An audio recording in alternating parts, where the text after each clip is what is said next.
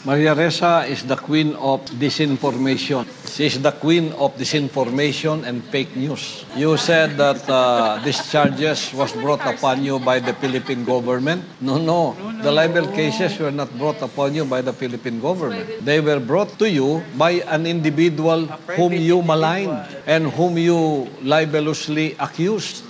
He is a private individual. He is a businessman, Maria Ressa. Do not lie to the Western media. One question ko sa iyo, yes or no? Are you really a Filipino citizen or not?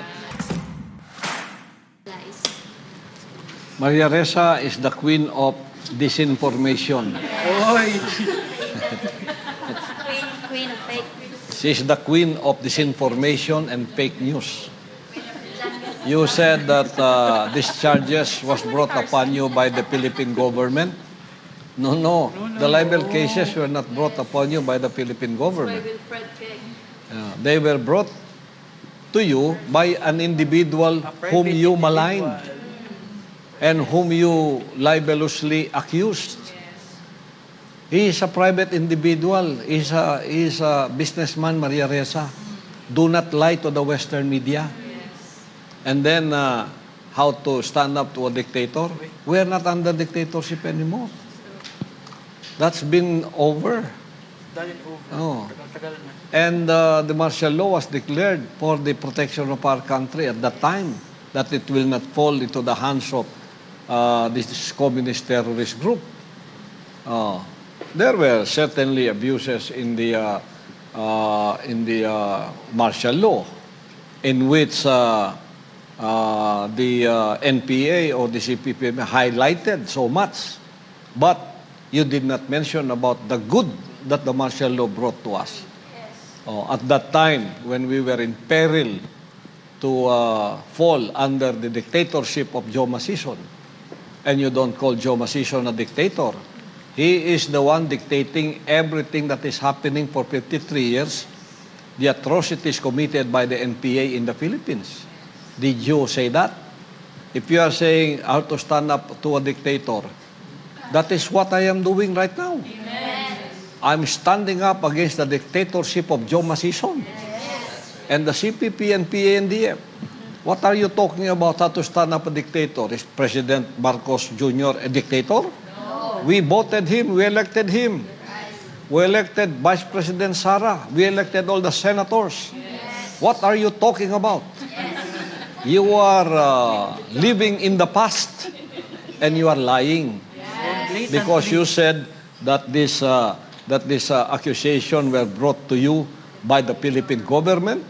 No, you are blatantly lying. And you are taking advantage of the gullibility of this in the Western media, who are very gullible enough to just swallow hook, line, and sinker everything you said. Why don't you put that book here in the Philippines and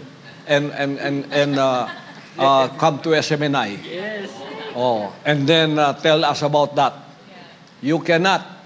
You are lying to the Western media because they are gullible, and they are very, very gullible in your lies, backed up by your Nobel Peace Prize, which you do not deserve.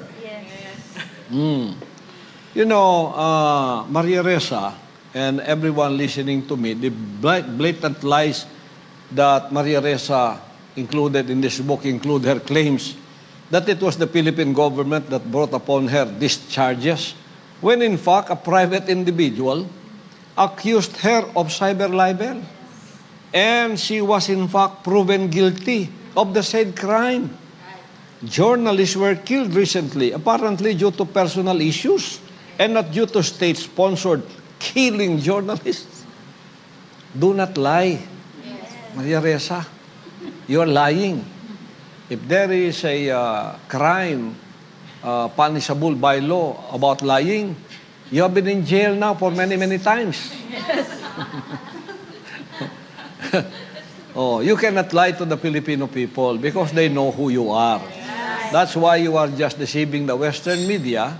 You go there, and then you tell them those lies, I hope that the Western media will discover your lies and will not believe your integrity anymore. You have no integrity in the Philippines, Maria Ressa.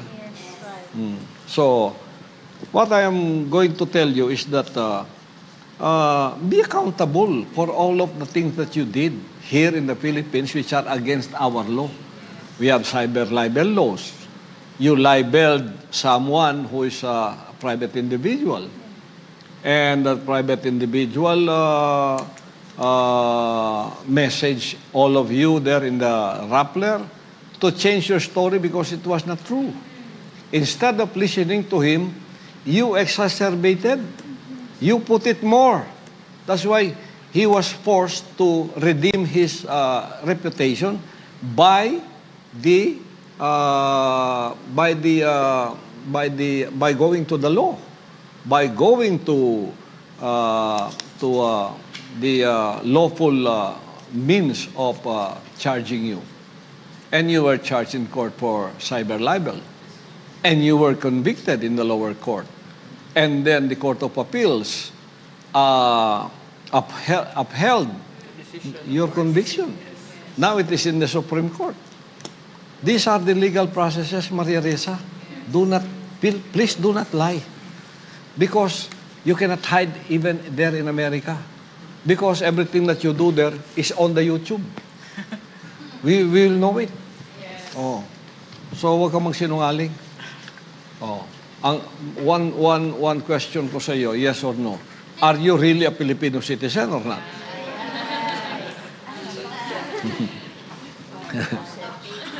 Yes or no lang. Dahil mo ng yes or no question, Pastor.